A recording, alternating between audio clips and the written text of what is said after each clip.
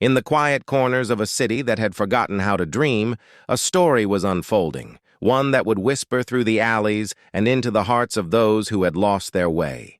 It began with a young artist named Alex, whose studio, once a vibrant sanctuary of color and life, now lay shrouded in the gray dust of neglect. Canvases stood blank, brushes lay stiff with disuse, and Alex's spirit, once a blazing fire of creative passion, had dwindled to a faint, flickering ember. The endless chorus of self-doubt had become his only companion, telling him his work was meaningless, his talent a mirage. He was lost in a fog of his own making, unable to see the path forward. It was in this state of discouragement that an old mentor, a man named Elias, whose wisdom was as deep as the lines on his face, found him. He saw not a failed artist, but a fertile garden left untended.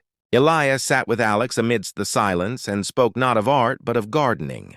"Your mind," he began, his voice a gentle hum, "is a garden, Alex.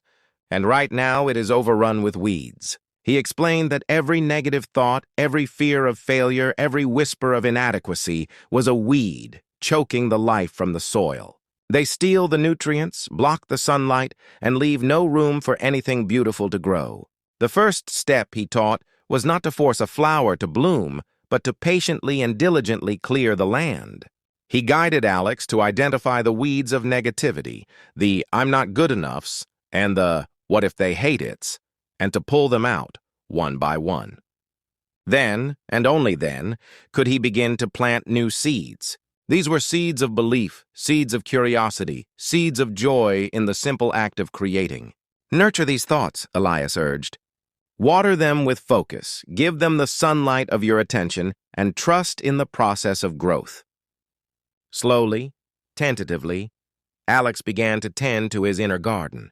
He replaced harsh criticism with gentle curiosity. He exchanged the fear of judgment for the simple pleasure of mixing colors on a palette. Each morning he would clear his mind of the encroaching weeds and plant a single seed of positive intention. "Today, I will create for myself." The change was not immediate, but it was profound. A single brushstroke led to another. A splash of color bloomed into a figure, a landscape, a dream made visible. His studio slowly came back to life, and from the once barren canvas, a masterpiece began to emerge. It was a work of breathtaking beauty, pulsing with the very life and passion he thought he had lost forever. As he placed the final stroke, Alex stepped back and saw not just a painting, but a reflection of his own transformed mind. The garden had flourished, and in its vibrant, chaotic beauty, he finally understood the profound and secret power that had been within him all along. And so, in a world that often teaches us to look outside for validation, Alex's story became a quiet, powerful reminder that the greatest masterpieces are first cultivated in the fertile soil of the mind, where our thoughts have the power to create worlds.